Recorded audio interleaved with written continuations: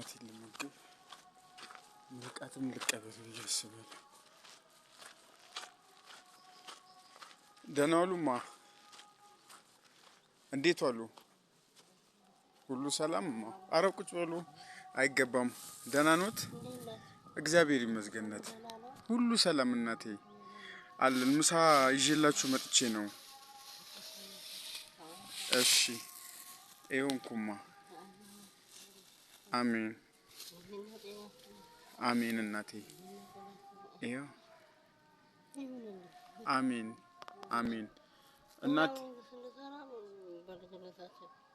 አባ ያሁን ማን አትም ሰበን ላይ ነበር። አሜን አባ እናቴ። አሜን አሜን አሜን እናቴ። አንድ ነገር ላስቸግሮትማ። እኔም ብዙ ሰዎች ረድቶኛልና